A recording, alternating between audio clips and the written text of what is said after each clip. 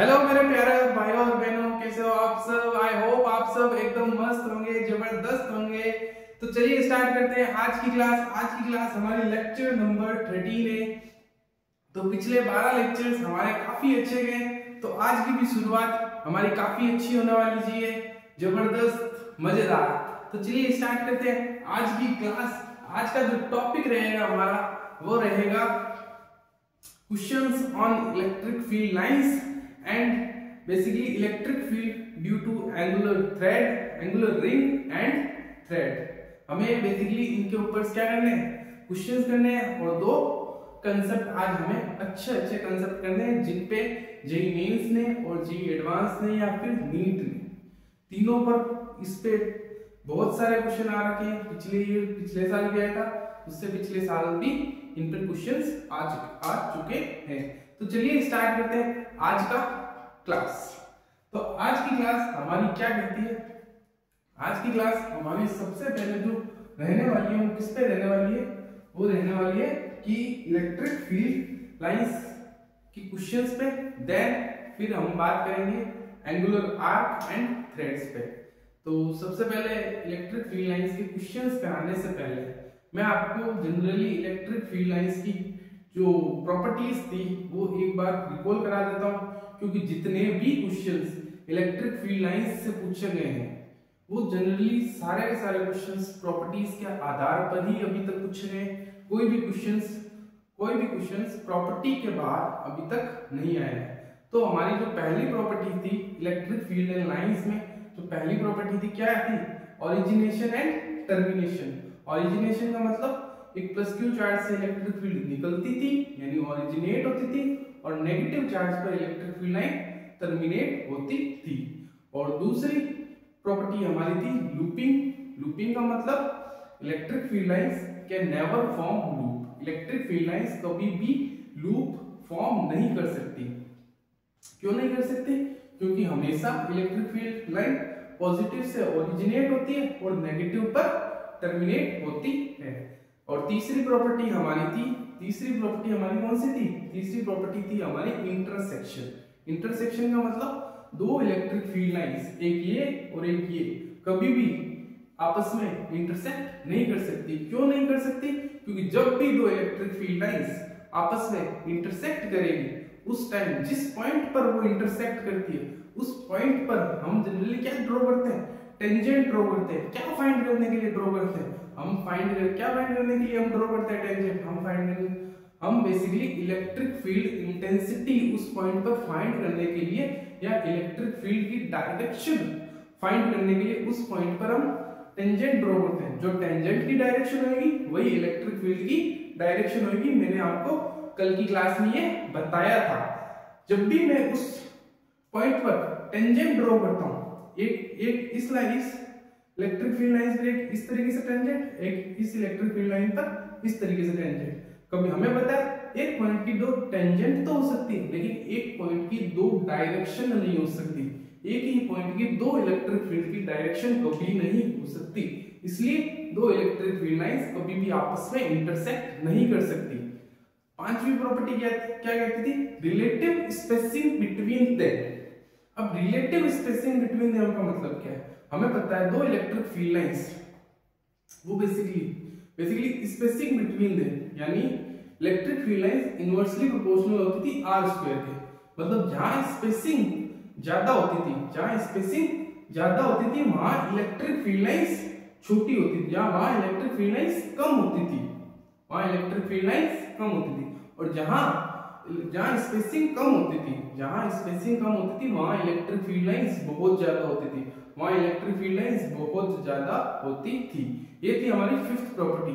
Sixth property हमारी क्या थी? सिक्स्थ प्रॉपर्टी थी हमारी थी number of field lines directly proportional होता था मैग्नीट्यूड ऑफ द चार्ज के। यही थी सिक्स्थ प्रॉपर्टी, यानी जिसका चार्ज ज्यादा उसके अंदर नंबर ऑफ फील्ड लाइंस ज्यादा होगी। या फिर अगर मैं उल्टा बोलूं तो जिसके अंदर नंबर ऑफ फील्ड लाइंस ज्यादा होंगी, उसका चार्ज ज्यादा होगा, और जिसके अंदर नंबर ऑफ फील्ड लाइंस कम होगी उसका चार्ज कम होगा। आपको दोनों तरीके से क्वेश्चंस पूछे जा सकते हैं इस कॉन्सेप्ट पर। एंड सेवंथ लास्ट प्रॉपर्टी हमारी क्या थी, कंडक्टर, जो कि काफी इंपॉर्टेंट प्रॉपर्टी है। कंडक्टर की प्रॉपर्टी क्या कहती थी, ये कहती थी कि electric field lines inside a conductor zero होती थी। बोलने का मतलब इलेक्ट्रिक फील्ड एक कंडक्टर के अंदर जीरो होती थी, और जब भी इलेक्ट्रिक फील्ड लाइंस कंडक्टर से आउटसाइड जाती थी, मान लो ये कंडक्टर है पॉजिटिव क्यू चार्ज का कंडक्टर है,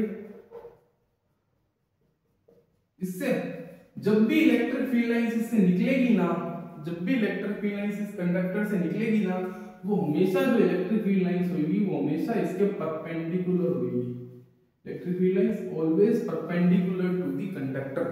दो ही पॉइंट थे, inside the conductor electric field zero होती थी, कंडक्टर के अंदर electric field zero, and outside जब भी कंडक्टर से इलेक्ट्रिक फील्ड लाइन निकलेगी तो हमेशा परपेंडिकुलर ही निकलेगी। ये थी हमारी आज की सारी प्रॉपर्टी, जिसके आधार पर हम आज क्वेश्चंस करने वाले हैं इलेक्ट्रिक फील्ड लाइंस पर।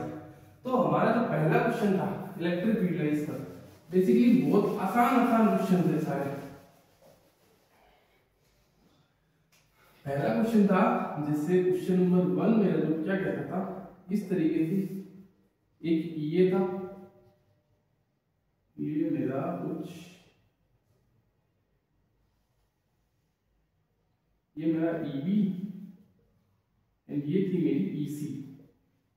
मुझे इस पॉइंट पर इलेक्ट्रिक फील्ड फाइंड करनी है और इस पॉइंट पर मुझे इलेक्ट्रिक फील्ड फाइंड करनी है। ऑप्शन क्या थे, ये था मेरा ये EB एंड ये EC, ठीक है, ये point EC, EB and EA, या फिर इसको ये कुछ भी बोल दो, ठीक है। EC should be greater than EB, should be greater than EA, या फिर EC EB को छोड़ो, इसको A मान लो, इसको B मान लो, इसको C मान लो, तो कहीं ना कहीं इसको काटो, A should be greater than B, B should be greater than A। Option B था मेरा A is equal to B is greater than C, and मेरा ऑप्शन C जो था वो था A equal to C is less than B, and option D था मेरा B is greater than A less than C। ये मेरे पास 4 option थे, इन चारों में से कोई एक ऑप्शन हमारा करेक्ट था। अगर आपको ये क्वेश्चन आता है तो आप जरूर सॉल्व कीजिए, ये क्वेश्चन जेईई में आ रहा था। तो क्या था, हमें पता है इलेक्ट्रिक फील्ड होती थी, magnitude of the electric field inversely proportional होता था R के, यही होता था।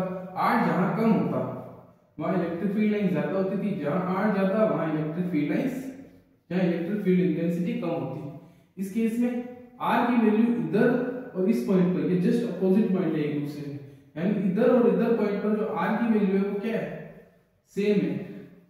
अगर R इस पॉइंट पर सेम है तो यानी इधर magnitude of the electric field line इधर, और इस पॉइंट B पर इलेक्ट्रिक फील्ड लाइन का जो मैग्नीट्यूड है, इलेक्ट्रिक फील्ड लाइन में इलेक्ट्रिक फील्ड इंटेंसिटी का जो मैग्नीट्यूड है वो इधर इस पॉइंट पर और इस पॉइंट पर सेम है।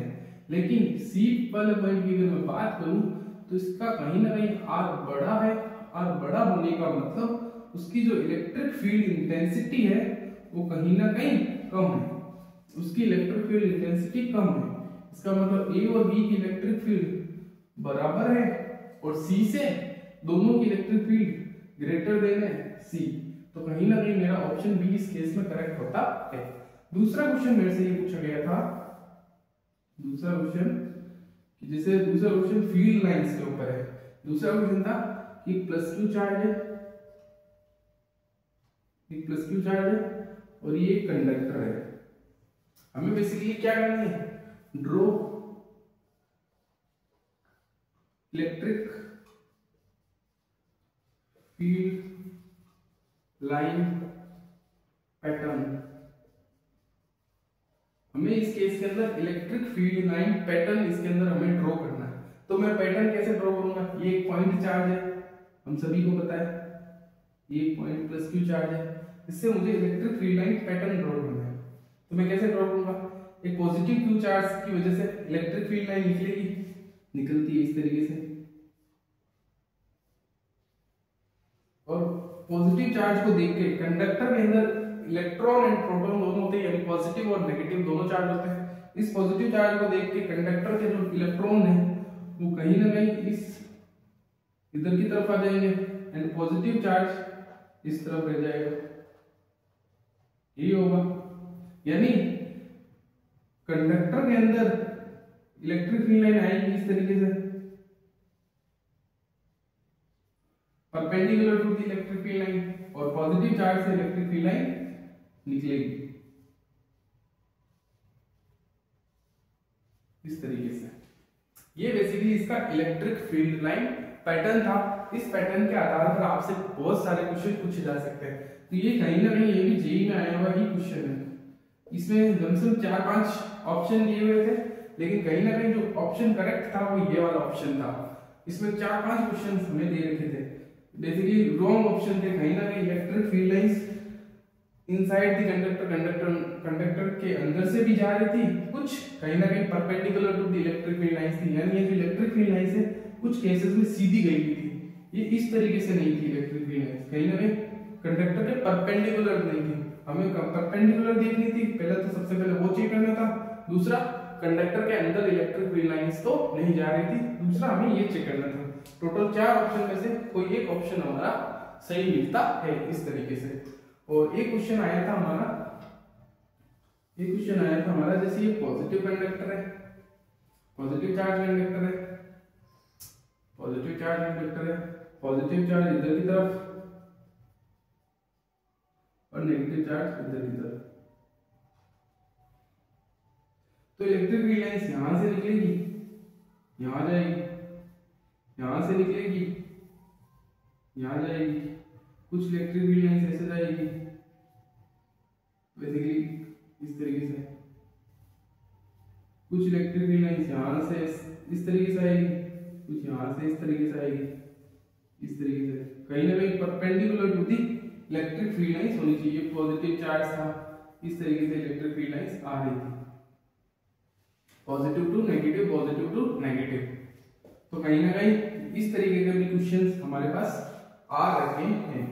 इलेक्ट्रिक फील्ड लाइंस के ऊपर ज्यादातर जो क्वेश्चन होते हैं वो जनरली प्रॉपर्टीज के आधार पर ही पूछे जाते हैं, या फिर प्रॉपर्टी पूछ लेगा आपको, जैसे प्रॉपर्टी ओरिजिनेशन टर्मिनेशन के बारे में पूछ लेगा। लूपिंग के क्या दो इलेक्ट्रिक लाइन लूप फॉर्म करती है तो नहीं करती। क्या इलेक्ट्रिक फील्ड लाइंस की जो नंबर ऑफ फील्ड लाइंस है डायरेक्टली प्रोपोर्शनल होता है मैग्नीट्यूड ऑफ द चार्ज। यानी क्वेश्चंस ये भी आ सकता है इलेक्ट्रिक फील्ड लाइंस के आधार पर।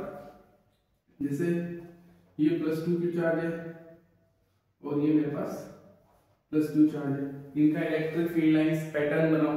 तुम पैटर्न्स कैसे बनाओगे इलेक्ट्रिक फील्ड लाइंस?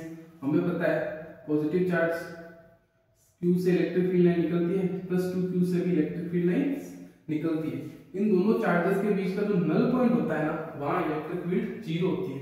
इन दोनों चार्जेस की वजह से जो नल पॉइंट आएगा वो कहीं ना कहीं इधर की तरफ आएगा, दोनों के बीच में तो आएगा, क्योंकि अगर दो पॉजिटिव चार्ज तो null point inside the charge होता है, ये आप सभी को पता होगा, पिछली क्लास में बता रखा है।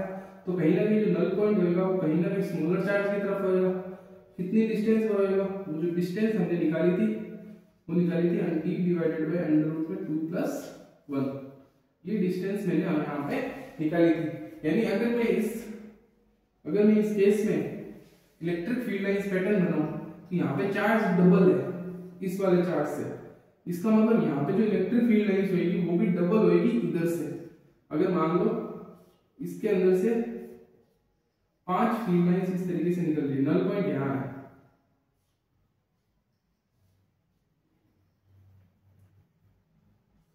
इस तरीके से इस चार्ज के अंदर से 5 इलेक्ट्रिक फील्ड लाइंस निकल रही है, तो इसके अंदर से 10 निकलेगी। एक इस तरीके से, एक तेरे इस तरीके से, एक तेरे इस तरीके से,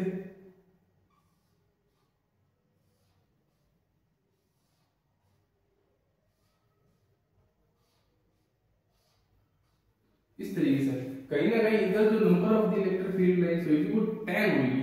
तो 1 2 3 4 5 6 7 8 9 10, इधर 5 इलेक्ट्रिक फील्ड लाइंस है, इधर 10 होगी, नल पॉइंट कहीं ना कहीं इधर होएगा। ये इलेक्ट्रिक फील्ड लाइंस में का पैटर्न बनता है। तो अगर मुझे इलेक्ट्रिक फील्ड लाइंस पैटर्न बनाना सीखना है तो मैं कैसे सीखूंगा? तो वो सीखना काफी आसान है। Patterns of the electric field lines हमारे क्या कहता है?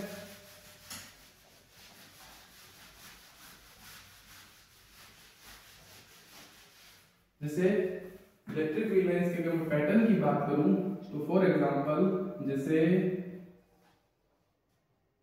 ये प्लस क्यू चार्ज और ये मेरे पास चार्ज है प्लस 2q, नहीं plus Q and minus Q, यहाँ पे माइनस क्यू ले लेता हूँ, माइनस क्यू चार्ज। अगर मुझे इनका अगर इलेक्ट्रिक फील्ड लाइंस पैटर्न बनाना है तो मैं कैसे बनाऊंगा? पॉजिटिव चार्ज से इलेक्ट्रिक फील्ड लाइन निकलेगी, नेगेटिव पर आएगी, पॉजिटिव से निकलेगी, नेगेटिव पर आएगी।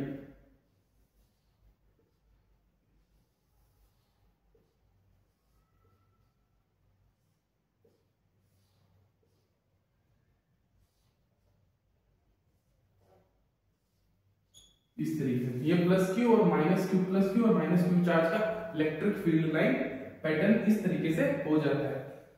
अगर मैं बात करूं plus Q charge and plus 4q charge का मुझे इलेक्ट्रिक फील्ड लाइंस पैटर्न बनाना है, तो मुझे पता है जो मेरा नल पॉइंट आएगा वो कहीं ना कहीं इन दोनों चार्जेस के पास में आएगा, स्मॉलर चार्ज के पास में आएगा। नल पॉइंट कितनी दूरी पर आएगा? वो आएगा d divided under root 4 plus 1, यानी कहीं ना कहीं d/3 दूरी पर मेरा नल पॉइंट आएगा, यानी यहां से x बराबर d/3 डिस्टेंस पर मेरा नल पॉइंट आएगा। इस केस में अगर मैं इलेक्ट्रिक फील्ड लाइंस पैटर्न बनाऊं तो पॉजिटिव चार्ज से इलेक्ट्रिक फील्ड लाइन ऐसे जाएगी, इस तरीके से, इस तरीके से, इस तरीके से, इस तरीके से, और इस प्लस 4q की वजह से इलेक्ट्रिक फील्ड लाइंस पैटर्न इधर है। अगर इधर q चार्ज है, इधर 4q चार्ज है, अगर इलेक्ट्रिक फील्ड 1 2 3 4 5 है ना, तो इधर 5 से 4 गुना इलेक्ट्रिक फील्ड लाइन है। 4 गुना मतलब इधर 20 इलेक्ट्रिक फील्ड लाइंस होंगी। क्यों? क्योंकि इधर चार्ज भी 4 गुना है। चार्ज अगर 4 गुना है तो इलेक्ट्रिक फील्ड भी 4 गुना होगी। तो मुझे इधर इलेक्ट्रिक फील्ड इससे कितनी गुना बनानी होगी? 4 गुना बनानी होगी। तो देखो इस तरीके से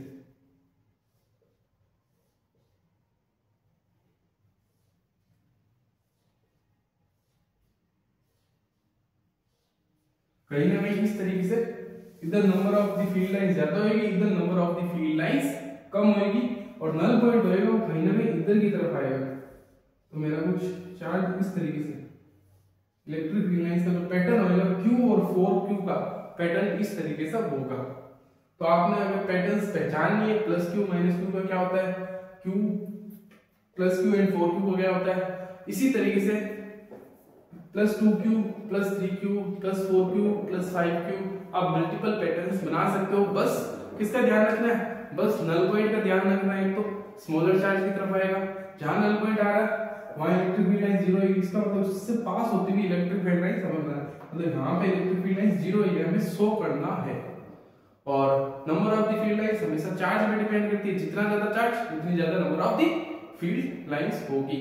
तो आई होप आपको ये इलेक्ट्रिक फील्ड लाइंस का concept and questions of the electric field lines कैसे आते हैं एग्जाम में, आपको ये समझ में आ गया। ज्यादातर क्वेश्चंस प्रॉपर्टी पे ही आएंगे और कुछ क्वेश्चंस जो न्यूमेरिकल आ सकते हैं वो इस तरीके से आ सकते हैं।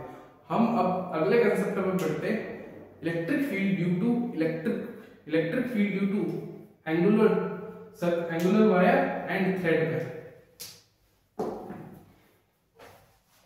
तो अगला जो मेरा क्वेश्चन है तो मैं क्या रहता है,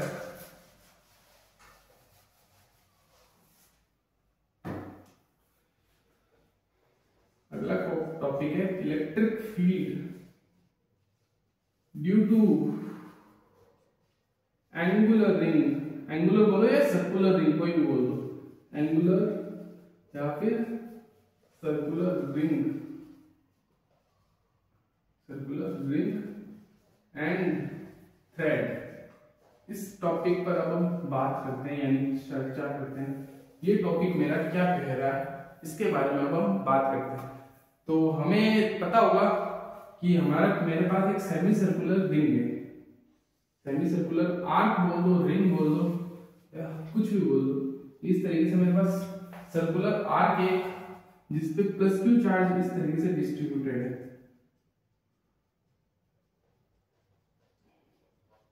ये प्लस क्यू चार्ज डिस्ट्रीब्यूटेड है and lambda should be charge per unit length है इसका। लैम्डा का मतलब क्या होता है? चार्ज पर यूनिट लेंथ, यानी पर यूनिट लेंथ पर कितना चार्ज डिस्ट्रीब्यूटेड है वो होता है लैम्डा। यानी इसका लैम्डा चार्ज डिस्ट्रीब्यूशन हमने लैम्डा दे रखा है एंड टोटल चार्ज इस वायर पर कितना है? क्यू। क्यू टोटल चार्ज है, lambda charge per unit length है। तो कहीं ना कहीं मुझे बेसिकली इस सर्कुलर ये जो आर्क है, ये जो सर्कुलर आर्क है, इसके सेंट्रोइड पर मुझे क्या फाइंड करना है? इलेक्ट्रिक फील्ड फाइंड करना है। इसके सेंट्रोइड पर मुझे इलेक्ट्रिक फील्ड फाइंड करनी है। तो मैं इसके सेंट्रोइड पर इलेक्ट्रिक फील्ड लाइंस कैसे फाइंड करूंगा? तो फाइंड करने का जो मेरा तरीका रहेगा वो क्या रहेगा? मान लेता हूं यहां से मैं एक प्लस क्यू चार्ज है और इधर भी एक प्लस क्यू चार्ज है, तो इस वाले चार्ज की वजह से इधर की तरफ इलेक्ट्रिक फील्ड आएगी और इस वाले चार्ज की वजह से इधर की तरफ इलेक्ट्रिक फील्ड आएगी। यानी ये वाली इलेक्ट्रिक फील्ड और ये वाली इलेक्ट्रिक फील्ड तो कैंसिल आउट हो गई। अब मैं इधर एक प्लस क्यू चार्ज, इधर मान लीजिए एक छोटा सा सेक्शन का चार्ज क्यू है और इधर भी एक छोटा सा चार्ज क्यू है, तो कहीं ना कहीं इसकी वजह से इलेक्ट्रिक फील्ड लाइंस, इसकी वजह से इलेक्ट्रिक फील्ड इधर की तरफ आएगी और इस प्लस क्यू चार्ज की वजह से इलेक्ट्रिक फील्ड इधर की तरफ आएगी। यानी अगर ये एंगल थीटा तो ये भी एंगल थीटा, अगर इसका मतलब ये अगर ई कोस थीटा और ये इधर ई साइन थीटा, तो इधर की तरफ भी कहीं ना कहीं ई साइन थीटा, इसका भी ई साइन थीटा, इसका भी कोस थीटा इधर की तरफ होगा। ई कोस थीटा आपस में कैंसिल आउट हो जाएगा, जो भी एडिशन आएगा वो ई साइन थीटा में ही आएगा। अगर मैं इधर लेता हूं तो भी कहीं ना कहीं इस पॉइंट पर इलेक्ट्रिक फील्ड इधर, इसकी वजह से इधर इसका अपना एक cos थीटा होगा, अपना एक sin थीटा होगा, तो sin थीटा वाला तो ऐड होता चला जाएगा, cos थीटा वाला मेरा कैंसिल आउट हो जाएगा। यानी जो नेट इलेक्ट्रिक फील्ड जो मेरी आएगी ना वो कहीं ना कहीं sin थीटा के अलोंग ही आएगी, यानी जो भी इसका जो फॉर्मूला बनेगा ना, इस प्रॉब्लम का, ये जो क्वेश्चन का जो भी फॉर्मूला बनेगा, इस डायग्राम का जो भी फॉर्मूला बनेगा वो कहीं ना कहीं उस फॉर्मूले में sin थीटा तो जरूर होगा। तो जो फॉर्मूला होता है वो क्या होता है? Electric field of the circular ring का एक जो फॉर्मूला होता है वो होता है net electric field of the circular ring, वो होता है 2k lambda by r। r should be this distance from the centre to ring तक की distance, 2k lambda by r sin theta by 2। ये बेसिकली एक सर्कुलर रिंग का या angular ring का फॉर्मूला होता है। इस फॉर्मूले का यूज करने का तरीका क्या है? सर इस फॉर्मूले की डेरिवेशन आप हमें क्यों नहीं करा रहे? डेरिवेशन इसलिए नहीं करा रहा है क्योंकि आपको एग्जाम में कभी भी जेईई के पूरे एग्जाम में कभी भी इसकी डेरिवेशन की आपको कभी ना तो कोई पूछेगा ना कभी इसकी जरूरत पड़ेगी। इसके जो क्वेश्चंस है वो उसके फॉर्मूले से ही सॉल्व हो जाएंगे। फॉर्मूले से कैसे सॉल्व होते हैं वो देखिए। हमें क्वेश्चन को सॉल्व करने की मेरी जो अप्रोच रहेगी वो क्या रहेगी? वो रहेगी कि ये मेरे पास प्लस क्यू चार्ज है, इस पर प्लस क्यू चार्ज डिस्ट्रीब्यूटेड है पूरी थ्रेड पर,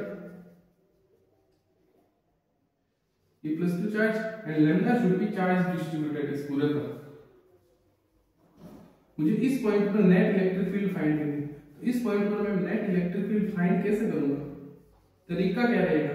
तरीका रहेगा मेरा, सबसे पहले मुझे direction of the electric field चाहिए। ई साइन थीटा की डायरेक्शन कहीं ना परपेंडिकुलर आएगी, इधर की तरफ, नीचे की डायरेक्शन y एक्सिस पर। लेकिन कुछ क्वेश्चन है तो ये जिसकी डायरेक्शन में कहते हैं, तो सबसे पहले जहां पर भी मुझे इलेक्ट्रिक फील्ड फाइंड करनी है उसके बीचों बीच एक आपको एंगल बाइसेक्टर ड्रॉ करना है। एक बीचों बीच एंगुलर रिंग के बीचों बीच हमें एक एंगल बाइसेक्टर ड्रॉ करना है, और जो एंगल बाइसेक्टर की जो लाइन होगी उसी डायरेक्शन में हमारी क्या होगी? इलेक्ट्रिक फील्ड की डायरेक्शन होगी। यानी इस प्लस क्यू चार्ज की वजह से, इस प्लस क्यू चार्ज की वायर और थ्रेड की वजह से जो direction of the electric field lines होगी, ये direction of the electric field होगी वो कहीं ना कहीं इधर की तरफ होगी। और जो magnitude of the electric field lines अगर आपको निकालना है तो आप इस फॉर्मूले से निकाल पाओगे। तो इसका magnitude of the electric field lines कितना होगा? टोटल एंगल मेरा कितना दे रखा है 180 degree, this theta represent total angle and lambda तो आपको मैंने पहले ही बता दिया, चार्ज पर यूनिट लेंथ है। तो अगर मुझे magnitude of the electric field lines यहां से निकालना होगा तो मैं कैसे निकालूंगा, 2k lambda divided by this distance should be r sin 180 divided by 2 यानी sin 90 डिग्री, और sin 90 1 होता है, यानी जो इलेक्ट्रिक फील्ड हो जाएगी वो 2k लैम्डा बाय r हो जाएगी। इसकी direction along the minus jk, ये इसकी डायरेक्शन हो जाएगी, direction minus jk, magnitude of the electric field इस सर्कुलर रिंग का 2k लैम्डा बाय r आ जाएगा। अब अगला क्वेश्चन मेरा क्या रहेगा, अगर इसी प्लस q चार्ज की जगह अगर मैंने माइनस q चार्ज दे रखा तो कुछ नहीं, इलेक्ट्रिक फील्ड की डायरेक्शन नीचे ना होकर इस बार ऊपर की तरफ होती, क्योंकि इस बार अट्रैक्टिव होती, इलेक्ट्रिक फील्ड की डायरेक्शन इधर की तरफ होती, माइनस जेके की जगह इस बार प्लस जेके आ जाती, क्योंकि इलेक्ट्रिक फील्ड एक वेक्टर क्वांटिटी है। अगला क्वेश्चन मेरा था जैसे इस तरीके से सर्कुलर आर्क है, this distance should be x, इस पर माइनस q चार्ज इस पर डिस्ट्रीब्यूटेड है एंड लैम्डा चार्ज डिस्ट्रीब्यूटेड। अगर मुझे इसके q की फॉर्म में, अगर मुझे इस पूरे क्वेश्चन को निकालना होता है लैम्डा की जगह अगर मैं चार्ज की फॉर्म में निकालता हूं तो मैं कैसे निकालूंगा, मुझे पता है total length of the wire कितनी है, 180 डिग्री पर पाई r लेंथ है, 180 degree should be equal to pi into r, ठीक है। लैम्डा होता है क्या, चार्ज तो टोटल चार्ज तो q है, लेंथ इसकी कितनी इस वायर की पाई r, क्योंकि टोटल सर्कल की लेंथ होती है 2 पाई r, आधे सर्कल की लेंथ होती है पाई r। तो इसी लैम्डा की जगह आप क्या लिख दोगे, 2k q divided by pi into r square, ये electric field of the magnitude of the electric field lines या इलेक्ट्रिक फील्ड हो जाता है। अगर मुझे यहां पे अगर ये 90 डिग्री दे रखा है, this angle should be 90 degree, इस पॉइंट पर मुझे क्या निकालना है, इलेक्ट्रिक फील्ड निकालना है। तो इस पॉइंट पर मैं इलेक्ट्रिक फील्ड कैसे निकालूंगा, तो निकालने का तरीका क्या रहेगा मेरा, सबसे पहले मैं सेंटर से एक एंगल बाइसेक्टर ड्रॉ करूंगा, एंगल बाइसेक्टर ड्रॉ कर लूंगा। Direction of the electric field lines मेरी इस बार टुवर्ड द इस सर्कुलर रिंग रहेगी, और टुवर्ड द सर्कुलर रिंग रहेगी। Magnitude of the electric field कितना होगा मेरा, वो होगा मेरा 2k lambda divided by x दे रखा है इस बार, sin 90 डिवाइडेड बाय 2 45 डिग्री, क्योंकि टोटल एंगल 90 है, 2k lambda divided by x, ये आ जाता मेरा 1/√2, √2 से √2 गया 2√2k lambda divided by x। इसी को अगर मुझे चार्ज में कन्वर्ट करना होता तो मैं q लिखता डिवाइडेड बाय, अब इस केस में लेंथ कितनी है, अगर ये लेंथ पाई r है तो this length should be pi r by 2, तो ये जो लेंथ हो जाती वो कितनी हो जाती, पाई r, इसकी जगह क्या लिख देता मैं, चार्ज का q पाई r बाय 2q, यानी यहाँ पे 2√2 डिवाइडेड बाय पाई x का स्क्वायर। ये मेरी magnitude of the electric field lines आ जाती है, या फिर मेरा magnitude of the electric field ये आता है 2√2 kq divided by pi into x square. अगला क्वेश्चन मेरा क्या कह रहा था, अगला क्वेश्चन मान लो कि कुछ इस तरीके से, ये मेरा आर्क कुछ इधर की तरफ है, जो डायरेक्शन ऑफ द इस तरीके से, and this angle should be 120 degree, ये एंगल मेरा क्या है 120 डिग्री, और मुझे इस पॉइंट पर क्या फाइंड करना है, इलेक्ट्रिक फील्ड फाइंड करना है। This distance should be capital R, ये डिस्टेंस मैं कैपिटल R मान लेता हूं। तो यहाँ पे इलेक्ट्रिक फील्ड कैसे निकालूंगा मैं, सर्कुलर आर्क की वजह से सबसे पहले ये मान लेता हूं मैं प्लस q चार्ज की वजह से, इस पर कैपिटल प्लस q मान लेता हूं, ये मान लिया मैंने। तो कहीं ना कहीं जो इलेक्ट्रिक फील्ड, अगर मुझे सबसे पहले एंगल बाइसेक्टर ड्रॉ करना पड़ेगा, ये मेरा एंगल बाइसेक्टर होगा, टोटल एंगल मेरा 120 डिग्री, टोटल एंगल मेरा 120 डिग्री, एंगल बाइसेक्टर ये, यानी जो इलेक्ट्रिक फील्ड की डायरेक्शन है वो इस डायरेक्शन में आएगी और इलेक्ट्रिक फील्ड होगी कितनी, वो होगी 2k lambda by r, 2k lambda by r sin 120 divided by 2 यानी sin 60 डिग्री, sin 60 डिग्री बोले तो 2k lambda by r, sin 60 degree होता है √3/2, 2 से 2 गया √3k लैम्डा बाय r। ये मेरा क्या रहता है magnitude of the electric field, direction of the electric field मैंने इस केस में यहाँ पे बना रखी है। Magnitude of the electric field ये होता और लैम्डा की वजह से अगर मुझे इसी को Q के फॉर्म में कन्वर्ट करना होता तो Q की फॉर्म में मैं कैसे कन्वर्ट करता, हमें पता है 180 degree is equal to pi into r होता है, 1 डिग्री इज इक्वल टू होता है पाई into r divided by 180 degree, और मुझे तो 120 डिग्री पर कितनी length of the circular arc होती है वो निकालनी है। तो सिंपल यूनिटरी मेथड में यूज करूंगा, 120 डिग्री पर कितनी लेंथ आ जाएगी वो मुझे पता चल जाएगी, पाई r डिवाइडेड बाय 180 इनटू 120, तो 0 से 0 गया 4, 3 की डबल में 6, 2, 3, यानी ये आ जाता मेरा 2 pi r by 3।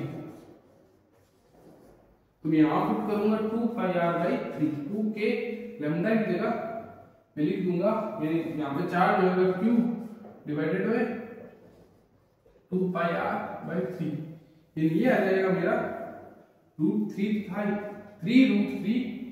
k cube divided by 2 pi r square. ये magnitude of the electric field आ जाता कितना, 3√3 k cube divided by 2 pi r square. ये मेरा आ जाता magnitude of the electric field. तो समझ में आया magnitude of the electric field कैसे निकालते हैं, वो निकालते हैं 3√3 k क्यूब, वो निकालते हैं angle bisector, formula of the electric field में निकाला, फिर सॉल्व किया और आंसर मेरा आ गया। तो सिर्फ एक फॉर्मूले से आपके मल्टीपल क्वेश्चंस पूछे जा सकते हैं इस तरीके से। तो बता दीजिए पूरे सर्कल की वजह से नेट इलेक्ट्रिक फील्ड कितनी होगी, पॉजिटिव चार्ज की, ये तो सेंट्रोइड पॉइंट हो गया, यानी बेसिकली ये तो सेंटर ऑफ सिमेट्रिक पॉइंट हो गया। तो ये सेंटर ऑफ सिमेट्रिक पॉइंट हो गया, एंड इस पॉइंट पर तो नेट इलेक्ट्रिक फील्ड मेरी 0 हो जाएगी। अगर ये पूरी रॉड, ये पूरा कंडक्टर मेरा अगर पॉजिटिवली चार्ज है तो सेंटर पर तो इलेक्ट्रिक फील्ड 0 ही होगी। अगर मान लेता हूं मैं, मेरे पास ये एक रिंग दे रखी है, एक रिंग दे रखी है, ये रिंग पर इतने पोर्शन पर +2 चार्ज है और इतने पोर्शन पर मेरा -2 चार्ज है। ये एक रिंग है जिसके इतने पोर्शन पर तो +2 चार्ज है और इतने पोर्शन पर तो मेरा -2 चार्ज है, and radius of the ring वो कितनी दे रखी है, r दे रखी है। Radius of the ring r दे रखी है।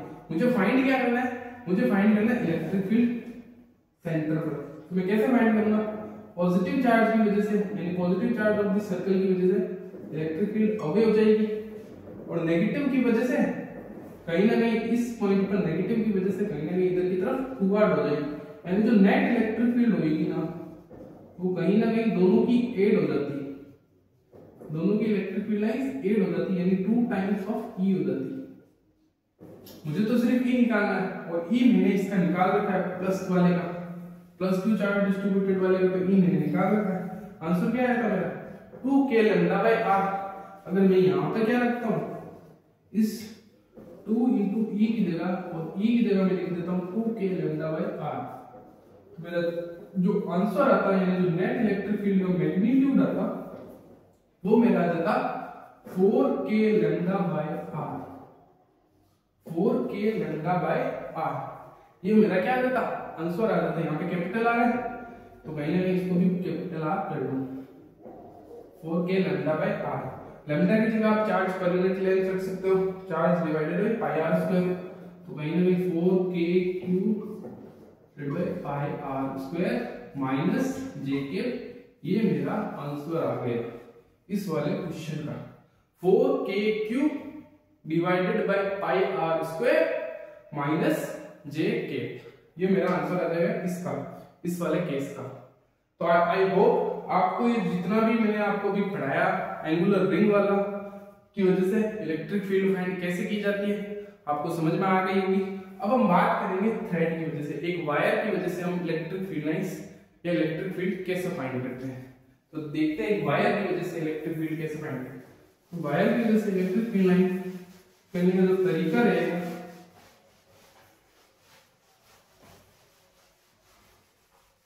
जैसे ये मेरे पास एक वायर है, इस तरीके से लैम्डा चार्ज इसका डिस्ट्रीब्यूटेड है, यानी टोटल चार्ज तो Q है, lambda charge per unit length है इस वायर का, lambda charge per unit length है, टोटल चार्ज इस वायर पर Q है। मुझे परपेंडिकुलर यानी इस पॉइंट पर इलेक्ट्रिक फील्ड फाइंड करनी है। कोई भी जनरल पॉइंट ले लेता हूँ, ये पॉइंट में अगर मुझे जनरल फॉर्मूला बनाना है एक वायर की वजह से, तो मैं कहीं ना कहीं यहाँ पे ले लेता हूँ, इस पॉइंट पर मुझे इलेक्ट्रिक फील्ड फाइंड करनी है। इस पॉइंट पर मैं इलेक्ट्रिक फील्ड इस वायर की वजह से कैसे फाइंड करूँ, तो कहीं ना कहीं सबसे पहले आप क्या करो, जिस पॉइंट पर मुझे इलेक्ट्रिक फील्ड फाइंड करनी है, तो इधर से कोई भी एक चार्ज क्यू पकड़ो, इस चार्ज की वजह से, छोटे से चार्ज की वजह से इधर की तरफ इलेक्ट्रिक फील्ड की जो डायरेक्शन होगी वो इधर की तरफ होगी, जस्ट इसकी जस्ट अपोजिट चार्ज इधर की तरफ होएगा। अगर ये बीचों बीच अगर है, अगर इसको मैं सेंट्रल लाइन बनाता हूँ, तो जितना चार्ज इधर डिस्ट्रीब्यूटेड है उतना ही चार्ज इधर की तरफ डिस्ट्रीब्यूटेड होएगा। अगर मैं इस क्रॉस सेक्शन की बात करूं तो लेंथ अगर इधर L है तो इधर भी L है, यानी इधर जितना चार्ज है उधर भी इतना ही चार्ज है, यानी इधर वाले प्लस Q चार्ज की वजह से जो इलेक्ट्रिक फील्ड होगी वो इधर की डायरेक्शन में होगी होगी होगी। यानी अगर मैं इसके दो कंपोनेंट बनाऊं, एक बनेगा मेरा E cos थीटा, एक बनेगा मेरा E sin थीटा, क्योंकि अगर मैं कोई भी यहाँ पे अगर जनरल एंगल थीटा लेता हूँ तो वर्टिकली अपोजिट ये थीटा हो जाता है, और इस केस में वर्टिकली अपोजिट ये थीटा हो जाता है। तो कहीं ना कहीं इधर E cos थीटा आ जाता है और इधर E cos थीटा, और ऊपर की तरफ E sin थीटा मेरा आ जाता है। कहीं ना कहीं E cos थीटा और E cos थीटा आपस में कैंसिल आउट हो जाते हैं अगर मैं इतने क्रॉस सेक्शन एरिया की बात करूं। लेकिन मेरी वायर है वो तो इतनी बड़ी है, मेरी वायर तो इतनी बड़ी है, यानी यहाँ पे जो प्लस Q चार्ज जितना भी है उसकी वजह से इस पॉइंट पे जो इलेक्ट्रिक फील्ड होगी, इस प्लस Q चार्ज की वजह से इस पॉइंट पर जो इलेक्ट्रिक फील्ड होगी वो कहीं ना कहीं इधर की तरफ आएगी, कहीं ना कहीं पूरे चार्ज में जो इलेक्ट्रिक फील्ड है वो इस डायरेक्शन में आएगी, यानी इसका कुछ अपना एक कोस कंपोनेंट होएगा और अपना एक साइन कंपोनेंट होगा। यानी ओवरऑल जो रिजल्ट मेरा जो बनेगा ना वो क्या बनेगा, इस पॉजिटिव Q चार्ज की जो थ्रेड है जिसपे लैम्डा चार्ज डिस्ट्रीब्यूटेड है, तो इस पॉइंट पर जो मेरी जो इलेक्ट्रिक फील्ड बनेगी ना वो मेरी क्या बनेगी, एक तो y कंपोनेंट होएगा इलेक्ट्रिक फील्ड का, एक मेरा x कंपोनेंट होगा इलेक्ट्रिक फील्ड का, x कंपोनेंट भी होएगा और y कंपोनेंट भी होगा। अब मैं x कंपोनेंट इलेक्ट्रिक फील्ड और y कंपोनेंट इलेक्ट्रिक फील्ड कैसे फाइंड करूं, तो मैं कहीं ना कहीं इंटीग्रेशन का यूज करना पड़ता है इस चीज को फाइंड करने के लिए।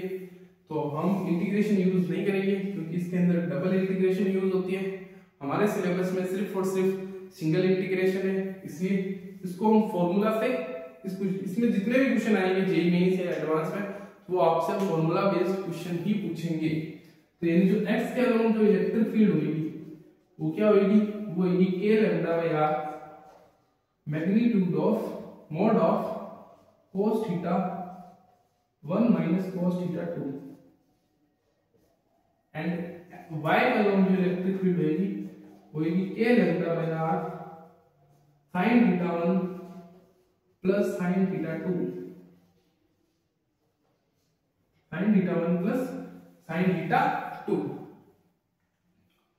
x के अलोंग इलेक्ट्रिक फील्ड इस तरीके से फाइंड होगी, y के अलोंग इलेक्ट्रिक फील्ड इस तरीके से फाइंड होगी। एक फॉर एग्जांपल एक एग्जांपल लेके समझते हैं। जैसे मेरे पास एक इनफाइनाइट वायर है, इस तरीके से मेरे पास एक इनफाइनाइट वायर है और इस इनफाइनाइट वायर के बिल्कुल बीचों बीच परपेंडिकुलर मुझे इलेक्ट्रिक फील्ड फाइंड करनी है। सबसे पहले इस थीटा 1 और थीटा 2 एंगल क्या है वो मैं आपको समझा देता हूं। थीटा 1 एंड थीटा 2 एंगल क्या है, ये जैसे ये वायर है हमारी इस तरीके से, इस वायर से इस पॉइंट पर इधर की तरफ वायर से इस पॉइंट से इधर की तरफ एंगल, और इस पॉइंट पर इस वायर पे इधर की तरफ angle. This angle should be theta 1 and this angle should be theta 2। अगर मेरी वायर फाइनाइट है तो वायर का एक एंड से मैं इस पॉइंट से एक लाइन ड्रॉ करूंगा और इस एंड से इस पॉइंट पर मैं एक लाइन ड्रॉ करूंगा। वहां से मैं परपेंडिकुलर से एंगल फाइंड करना है, यहां से एंगल ड्रॉ करना है, यहां से θ1 और ये यहां से θ2 आपको देखना है। जैसे अगर मैं ये इनफाइनाइट वायर है तो ये परपेंडिकुलर, अगर सेंटर पर ये पॉइंट है इस वायर पे परपेंडिकुलर, तो कहीं ना कहीं इसका जो एंगल होएगा इधर की तरफ, ये वायर कहीं ना कहीं इनफाइनाइट जा रहा है। वायर अगर इतनी होती तो एंगल इतना और इधर और इतना, तो कहीं ना कहीं ये तो एंगल कहीं जा रहा है इनफाइनाइट, यानी वायर इधर की तरफ जा रही है। तो this angle should be 90 degree. इधर से भी ये जो एंगल होगा वो कितना होगा इधर की तरफ 90 डिग्री, क्योंकि ये वायर इधर इनफाइनाइट जाएगी। तो मेरा जो टोटल एंगल होगा पूरा इस तरीके से घूम जाएगा, 90 डिग्री एंगल घूम जाएगा। तो यहाँ पे जो मेरा x के अलाउंग तो इलेक्ट्रिक फील्ड सारी कट जाएगी। क्यों? क्योंकि x इधर एक स्मॉल dq चार्ज होगा, इसके जस्ट अपोजिट इधर भी एक स्मॉल dq चार्ज होगा। इसकी वजह से इलेक्ट्रिक फील्ड इधर आएगी, इसकी वजह से इलेक्ट्रिक फील्ड इधर आएगी। दोनों के बीच का angle theta, x component cut जाएंगे, साइन कंपोनेंट ही बचेगा। उसी तरीके से इनफाइनाइट पर भी एक इधर चार्ज dq, इधर भी चार्ज dq, उसकी वजह से इधर की तरफ, इसकी वजह से इधर की तरफ। तो दोनों का x कंपोनेंट तो हर बार कट ही रहा है, दोनों का x कंपोनेंट तो हर बार कट रहा है, और जो नेट रिजल्टेंट जो आंसर आ रहा है वो y के अलोंग आ रहा है। यानी कि इस बार हमें जो इलेक्ट्रिक फील्ड सॉल्व करनी है वो किसके अलोंग सॉल्व करनी है? y के अलोंग। ये जो y के अलोंग जो इलेक्ट्रिक फील्ड आएगी वो कितनी आएगी? k lambda by r sin θ1 90 sin 91 plus sin 90 θ2 भी 90 डिग्री, तो ये भी 1, ये जो आंसर आ जाएगा 2k लैम्डा बाय r। ये इलेक्ट्रिक फील्ड आ जाएगी इनफाइनाइट वायर। एक इनफाइनाइट वायर की वजह से जो इलेक्ट्रिक फील्ड होती है सेंटर पॉइंट पर वो होती है ये 2k लैम्डा बाय r। अगर मुझे एक सेमी इनफाइनाइट वायर की वजह से फाइंड करना होता तो मैं कैसे फाइंड करता? जैसे अगर मुझे एक सेमी इनफाइनाइट वायर की वजह से अगर मुझे फाइंड करना होता तो मैं कैसे करता? तो फाइंड करने का जो तरीका होता, जैसे ये मेरे पास